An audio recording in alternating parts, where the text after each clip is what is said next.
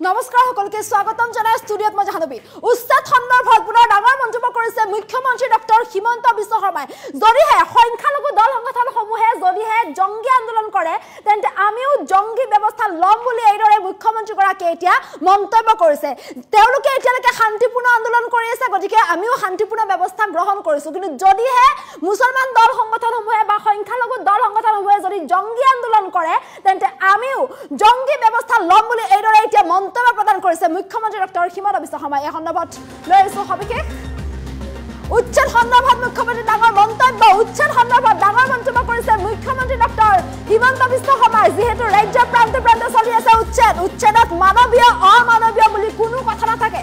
অমানৱীয় মানৱীয় উচ্ছেদ বুলি কোনো ধৰণৰ কথা নাথাকে উচ্ছেদত সংখ্যালঘু দল সংগঠনে যদি জংগী আন্দোলন কৰে আমিও জংগী ব্যৱস্থা লম বুলি উল্লেখ কৰিছে মুখ্যমন্ত্ৰীগৰাকীয়ে এতিয়ালৈকে শান্তিপূৰ্ণ আন্দোলন কৰি আছে বাবে আমিও শান্তিপূৰ্ণ ব্যৱস্থা লৈছো বুলি মন্তব্য কৰিছে মুখ্যমন্ত্ৰীগৰাকীয়ে তেওঁলোকে জংগী আন্দোলন কৰিলে আমিও জংগী কৰিম তেওঁলোকে যদি জংগী আন্দোলন কৰে আমিও জংগী ব্যৱস্থা গ্ৰহণ কৰিম বুলি উল্লেখ কৰিছে সাপৰত শান্তিপূৰ্ণভাৱে উচ্ছেদ হৈছে বুলি মন্তব্য কৰিছে মুখ্যমন্ত্ৰী ডক্টৰ হিমন্ত বিশ্ব শৰ্মাই 90% মানুহে সহযোগিতা কৰিছে আৰু 90% মানুহে নিজে আঁতৰি গৈছে ইয়াৰ সমান্তৰালকৈ 10% ৰাইজ আছে যিসকলক উচ্ছেদ কৰা হৈছে 10% ৰাইজ আছে যিসকলক উচ্ছেদ কৰা হৈছে যিসকল আঁতৰি যোৱা নাছিল তেওঁলোকক উচ্ছেদ কৰা হৈছে সাপৰা উচ্ছেদ ৰাজ্যৰ ইতিহাসৰ সৰ্ববৃহৎ উচ্ছেদ আছিল সাপৰা এই উচ্ছেদ অভিযান সৰ্ববৃহৎ উচ্ছেদ আছিল প্ৰায় 4000 বিঘা ভূমিত চলোৱা হৈছিল এই উচ্ছেদ হাজাৰ হাজাৰ পৰিয়ালক উচ্ছেদ কৰা হৈছিল তেনেস্থলত উচ্ছেদত অমানৱীয় বুলি কোনো ধৰণৰ কথা নাই বুলি উল্লেখ কৰিছে মুখ্যমন্ত্ৰীগৰাকীয়ে জাননী দিয়া হয় জাননী দিয়াৰ পিছত নিজে আঁতৰি যাব লাগে উচ্ছেদিত সময়ছোৱাত বা বেদখলকাৰীক জাননী দিয়া হয় আৰু জাননী দিয়াৰ পিছত বেদখলকাৰীয়ে নিজে আঁতৰি যাব লাগে যদিহে আঁতৰি নাযায় আঁতৰি নগলে বুলডোজাৰেৰে ভাঙি পেলোৱা হয় যেটো নতুন কথা নহয় গতিকে উচ্ছেদ সন্দৰ্ভত এনে ডাঙৰ মন্তব্য কৰিছে মুখ্যমন্ত্ৰীগৰাকীয়ে যেটো সংখ্যালঘু দল সংগঠন আমসু নেমসু বা অসম সংখ্যালঘু সংগ্ৰাম পৰিষদকে ধৰি কেইবাটাও সংখ্যালঘু দল সংগঠনে দাবী কৰিছে যে যদিহে এই উচ্ছেদ বন্ধ নকৰে এই উচ্ছেদ বন্ধ নকৰিলে জংগী আন্দোলন গঢ়ি তোলা হ'ব বুলি এক প্ৰকাৰ হুংকাৰ প্ৰদান কৰিছে আৰু ইয়াৰ পিছতে মুখ্যমন্ত্ৰীগৰাকীয়ে প্ৰতিক্ৰিয়া প্ৰকাশ কৰিছে যে সংখ্যালঘু দল সংগঠন সমূহে যদিহে জংগী আন্দোলন কৰে তেন্তে আমিও জংগী ব্যৱস্থা গ্ৰহণ কৰিম বুলি মন্তব্য কৰিছে মুখ্যমন্ত্ৰীগৰাকীয়ে মুখ্যমন্ত্ৰীগৰাকীয়ে ইয়াক উল্লেখ কৰিছে এতিয়ালৈকে তেওঁলোকে শান্তিপূৰ্ণ আন্দোলন কৰি আছে গতিকে আমিও শান্তিপূৰ্ণ ব্যৱস্থা লৈ আছো কিন্তু তেওঁলোকে যদি জংগী আন্দোলন কৰে তেন্তে আমিও জংগী ব্যৱস্থা ল'ম এইদৰে সংখ্যালঘু দল সংগঠনসমূহক এইদৰে এক প্ৰকাৰ সক্ৰিয় প্ৰদান কৰা দেখিবলৈ পোৱা গৈছে মুখ্যমন্ত্ৰীগৰাকীয়ে শেহতীয়াকৈ দেখিবলৈ পোৱা গৈছে ৰাজ্যৰ বিভিন্ন প্ৰান্তত চলি আছে উচ্ছেদ অভিযান আৰু মঙলবাৰৰ দিনটো দেখিবলৈ পোৱা গৈছে যে সাপৰত সৰ্ববৃহৎ উচ্ছেদ অভিযান চলিছিল আৰু সাপৰৰ এই সৰ্ববৃহৎ উচ্ছেদ অভিযান প্ৰায় 4000 বিঘা ভূমিত চলোৱা হৈছিল উচ্ছেদ য'ত হাজাৰ হাজাৰ পৰিয়ালক উচ্ছেদ কৰা হৈছে আৰু মুখ্যমন্ত্ৰীগৰাকীয়ে পূৰ্বতে সক্ৰিয় প্ৰদান কৰিছে যে যিসকল অবৈধ বেদখলকাৰী আছে অবৈধ বেদখলকাৰীক উচ্ছেদ কৰা হ'বই কোনো অবৈধ বেদখলকাৰী হাৰি যাব নোৱাৰিব যিসকলে অবৈধভাৱে চৰকাৰী ভূমি দখল কৰিছে অবৈধভাৱে চৰকাৰী ভূমি দখল কৰা কোনো লোক হাৰি যাব নোৱাৰিব অবৈধভাৱে চৰকাৰী ভূমি দখল কৰা সকলক উচ্ছেদ কৰা হ'বই বুলি ইতিমধ্যে উল্লেখ কৰা দেখিবলৈ পোৱা গৈছিল মুখ্যমন্ত্ৰীগৰাকীয়ে গতিকে অবৈধভাৱে যিসকলে চৰকাৰী ভূমি দখল কৰিছে সেইসকলক এতিয়া উচ্ছেদ কৰা হৈছে ৰাজ্যৰ বিভিন্ন প্ৰান্তত চলিছে উচ্ছেদ অভিযান কেৱল সাপৰ বুলিয়েই নহয় গোৱালপাৰা হাছলাবি লখিমপুৰ নলবাৰীকে ধৰি ৰাজ্যৰ প্ৰান্তে প্ৰান্তে চলিছে এই উচ্ছেদ অভিযান কিন্তু সাপৰৰ যেটো উচ্ছেদ অভিযান আছিল সেয়া সৰ্ববৃহৎ উচ্ছেদ অভিযান আছিল কিয়নো প্ৰায় 4000 বিঘা ভূমিত চলোৱা হৈছিল উচ্ছেদ ইয়াৰে প্ৰায় 90% মানুহে সহযোগিতা কৰিছে নিজে আঁতৰি গৈছে 10% ৰাইজক উচ্ছেদ কৰা হৈছে যিসকলক উচ্ছেদ কৰা হৈছে যেহেতু সৰ্ববৃহৎ উচ্ছেদ আছিল প্ৰায় 4000 বিঘা ভূমি আছিল গতিকে অলপ চলপ গণ্ডগোল হ'ব বা অলপ চলপ উত্তপ্ত পৰিস্থিতি হ'ব বুলি আশা কৰিছিল চৰকাৰে যাৰ বাবে চৰকাৰ সম্পূৰ্ণৰূপে সাজু হৈ আছিল কিন্তু 90% মানুহে নিজে আঁতৰি গৈছে সহযোগিতা আগবঢ়াইছে বাকী 10% ৰাইজ যিসকল বাকী আছিল তেওঁলোককহে উচ্ছেদ কৰা হৈছে আৰু এইদৰে উচ্ছেদক লৈ ডাঙৰ মন্তব্য কৰিছে মুখ্যমন্ত্ৰীগৰাকীয়ে উচ্ছেদৰ পাছতে সংখ্যালঘু যিসমূহ দল সংগঠন আমসু নেমসুকে ধৰি আমসু নেমসু অসম সংখ্যালঘু সংগ্ৰাম পৰিষদকে ধৰি যিসমূহ সংখ্যালঘু দল সংগঠন আছে সংখ্যালঘু দল সংগঠনসমূহে যিহেতু এইদৰে প্ৰতিবাদ সাব্যস্ত কৰা দেখিবলৈ পোৱা গৈছে সংখ্যালঘু দল সংগঠনসমূহে দাবী কৰিছে যে এই উচ্ছেদ বন্ধ হ'ব লাগিব মুখ্যমন্ত্ৰীগৰাকীয়ে যি উচ্ছেদ কৰিছে এই উচ্ছেদ সম্পূৰ্ণৰূপে অসাংবিধানিক আৰু এই উচ্ছেদ সম্পূৰ্ণৰূপে অমানৱীয় বুলি অভিযোগ উত্থাপন কৰা দেখিবলৈ পোৱা গৈছে লগতে মুখ্যমন্ত্ৰীগৰাকীয়ে ইয়াকো মন্তব্য কৰিছিল এই দল সংগঠনসমূহে যে এই আন্দোলন বন্ধ হ'ব লাগিব আৰু যদিহে এই আন্দোলন বন্ধ নহয় তেন্তে জংগী আন্দোলন গঢ়ি তোলা হ'ব বুলি মন্তব্য কৰা দেখিবলৈ পোৱা গৈছে। মানুহে 90% মানুহে সহযোগিতা কৰিছে কাৰণ সেই অঞ্চলটোত এই উচ্ছেদৰ পিছত তাত যদি আমি উদ্যোগীকৰণ কৰিব পাৰোঁ সমগ্ৰ বিলাসীপাৰা চাপৰ অঞ্চলৰ ৰাইজ উপকৃত হ'ব। 90% ৰাইজে সেইকাৰণে নিজে আঁতৰি গৈছে। 10% ৰাইজৰ মাজত সদায় অলপ থাকেই, কিন্তু মই ভাবোঁ যে ইমান ডাঙৰ কথা অলপ গণ্ডগোল হয়, কিন্তু মোৰ দৃষ্টিত শান্তিপূৰ্ণভাৱে এভিকশ্যন পাৰ হৈ গৈছে আৰু এইটো খুব ডাঙৰ এভিকশ্যন আছিল, প্ৰায় 4000 বিঘা মাটি। সেইকাৰণে অলপ চলপ গণ্ডগোল হ'ব বুলি আমি আশাও কৰি আছিলোঁ। চব এভিকশ্যনততো আৰু মানৱীয় বুলি কোনো কথা নাই। নটিচ দিয়া হয়, নটিচ দিয়াৰ পিছত যদি কোনোবা আঁতৰি নাযায় সেইটোতো মেচিন দিয়ে ভাঙিব। গতিকে তাত আৰু মানৱীয় উচ্ছেদৰ ডেফিনেশ্যনটো কি আছে? আৰু জংগী আন্দোলন কৰিলে আমিও জংগী ব্যৱস্থা ল'ম, ইমানে কথা। এতিয়ালৈকে শান্তিপূৰ্ণ আন্দোলন কৰি আছে, আমি শান্তিপূৰ্ণ ব্যৱস্থা লৈছোঁ। তেওঁলোকে জংগী কৰিলে আমিও জংগী কৰিম। 90% মানুহে সহযোগিতা কৰিছে কাৰণ সেই অঞ্চলটোত এই উচ্ছেদৰ পিছত তাত যদি আমি উদ্যোগীকৰণ কৰিব পাৰোঁ সমগ্ৰ বিলাসীপাৰা চাপৰ অঞ্চলৰ ৰাইজ উপকৃত হ'ব। 90% ৰাইজে সেইকাৰণে নিজে আঁতৰি গৈছে। 10% ৰাইজৰ মাজত সদায় অলপ থাকেই, কিন্তু মই ভাবোঁ যে ইমান ডাঙৰ কথা অলপ চলপ গণ্ডগোল হয়, কিন্তু মোৰ দৃষ্টিত শান্তিপূৰ্ণভাৱে এভিকশ্যন পাৰ হৈ গৈছে আৰু এইটো খুব ডাঙৰ এভিকশ্যন আছিল, প্ৰায় 4000 বিঘা মাটি। সেইকাৰণে অলপ চলপ গণ্ডগোল হ'ব বুলি আমি আশাও কৰি আছিলোঁ। চব এভিকশ্যনততো আৰু মানৱীয় বুলি কোনো কথা নাই। নটিচ দিয়া হয়, নটিচ দিয়াৰ পিছত যদি কোনোবা আঁতৰি নাযায় সেইটোতো মেচিন দিয়ে ভাঙিব। গতিকে তাত আৰু মানৱীয় উচ্ছেদৰ ডেফিনেশ্যনটো কি আছে? আৰু জংগী আন্দোলন কৰিলে আমিও জংগী ব্যৱস্থা ল'ম, ইমানে কথা। এতিয়ালৈকে শান্তিপূৰ্ণ আন্দোলন কৰি আছে, আমি শান্তিপূৰ্ণ ব্যৱস্থা লৈছোঁ। তেওঁলোকে জংগী কৰিলে আমিও জংগী কৰিম। 90% মানুহে সহযোগিতা কৰিছে কাৰণ সেই অঞ্চলটোত এই উচ্ছেদৰ পিছত তাত যদি আমি উদ্যোগীকৰণ কৰিব পাৰোঁ সমগ্ৰ বিলাসীপাৰা চাপৰ অঞ্চলৰ ৰাইজ উপকৃত হ'ব। 90% ৰাইজে সেইকাৰণে নিজে আঁতৰি গৈছে। 10% ৰাইজৰ মাজত সদায় অলপ থাকেই, কিন্তু মই ভাবোঁ যে ইমান ডাঙৰ কথা অলপ চলপ গণ্ডগোল হয়, কিন্তু মোৰ দৃষ্টিত শান্তিপূৰ্ণভাৱে এভিকশ্যন পাৰ হৈ গৈছে আৰু এইটো খুব ডাঙৰ এভিকশ্যন আছিল, প্ৰায় 4000 বিঘা মাটি। সেইকাৰণে অলপ চলপ গণ্ডগোল হ'ব বুলি আমি আশাও কৰি আছিলোঁ। চব এভিকশ্যনততো আৰু মানৱীয় বুলি কোনো কথা নাই। নটিচ দিয়া হয়, নটিচ দিয়াৰ পিছত যদি কোনোবা আঁতৰি নাযায় সেইটোতো মেচিন দিয়ে ভাঙিব।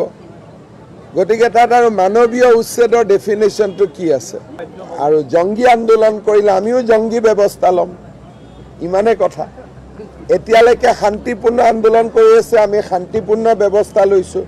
তেওঁলোকে জংগী কৰিলে আমিও জংগী কৰিম। 90% মানুহে সহযোগিতা কৰিছে কাৰণ সেই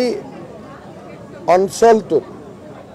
এই উচ্ছেদৰ পিছত তাত যদি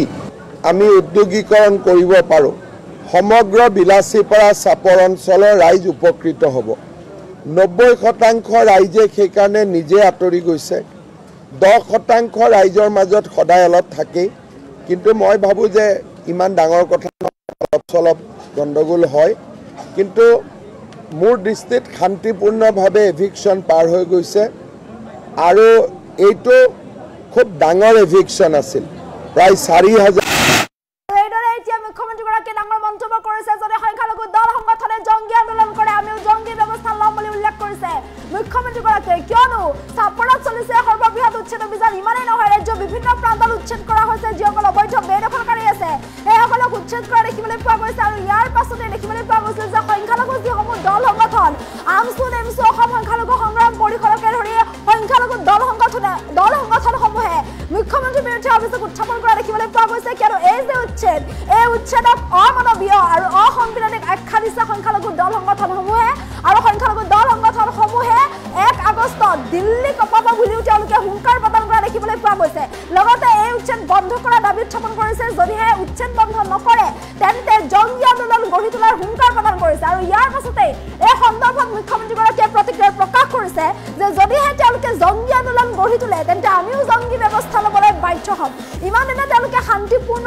আন্দোলন কৰি আছে গতিকে আমিও শান্তিপূৰ্ণ ব্যৱস্থা লৈ আছো কিন্তু তেওঁলোকে যদি জংগী আন্দোলন কৰে আমিও জংগী ব্যৱস্থা ল'ম বুলি এইদৰে সকিয়নি প্ৰদান কৰা দেখিবলৈ পোৱা গৈছে মুখ্যমন্ত্ৰীগৰাকীয়ে চাপৰৰ যি উচ্ছেদ আছিল সেয়া সৰ্ববৃহৎ উচ্ছেদ আছিল প্ৰায় 4,000 বিঘা ভূমি উচ্ছেদ কৰা হৈছে যিহেতু 4,000 বিঘা ভূমি উচ্ছেদ কৰা হৈছে তেনেস্থলত অলপ চলপ গণ্ডগোল হ'ব বুলি আশা কৰিছিল চৰকাৰে আৰু তাৰ বাবে চৰকাৰে প্ৰস্তুতি চলাইছিল কিন্তু প্ৰায় 90% মানুহে সহযোগিতা আগবঢ়াইছে আৰু 90% মানুহ নিজে আঁতৰি গৈছে যি 10% মানুহ আছিল সেই 10% ৰাইজকহে উচ্ছেদ কৰা হৈছে গতিকে অবৈধ বেদখলকাৰী কোনো সাৰি যাব নোৱাৰিব যিসকল অবৈধ বেদখলকাৰী আছে সকলোকে উচ্ছেদ কৰা হ'ব চৰকাৰী ভূমি অবৈধভাৱে দখল কৰি থকা সকলক উচ্ছেদ কৰা হ'ব আৰু ইয়াক লৈ মুখ্যমন্ত্ৰীগৰাকীয়ে এইদৰে এতিয়া মন্তব্য আগবঢ়াইছে কিন্তু জংগী আন্দোলন যদি গঢ়ি তুলিম বুলি ভাবিছে সংখ্যালঘু দল সংগঠনসমূহে তেনে জংগী আন্দোলন গঢ়ি তুলিলে আমিও চৰকাৰৰ তৰফৰ পৰা সম্পূৰ্ণৰূপে জংগী ব্যৱস্থা গ্ৰহণ কৰা হ'ব বুলি এক প্ৰকাৰ সকিয়নি প্ৰদান কৰিছে মুখ্যমন্ত্ৰী ডক্টৰ হিমন্ত বিশ্ব শৰ্মাই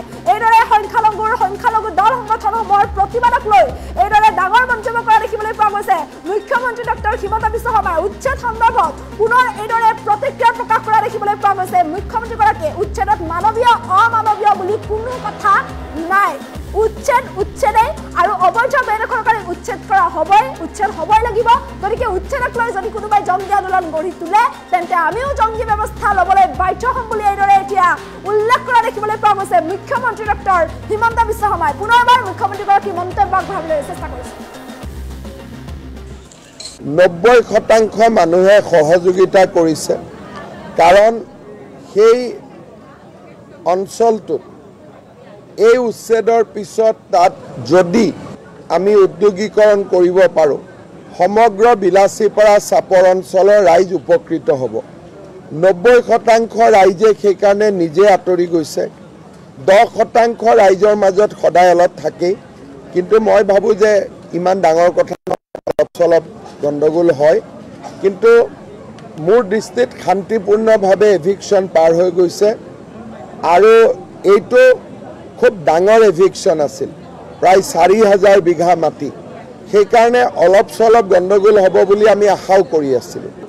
চব এভিকশ্যনততো আৰু মানৱীয় বুলি কোনো কথা নাই নটিচ দিয়া হয় নটিচ দিয়াৰ পিছত যদি কোনোবা আঁতৰি নাযায় সেইটোতো মেচিন দিয়ে ভাঙিব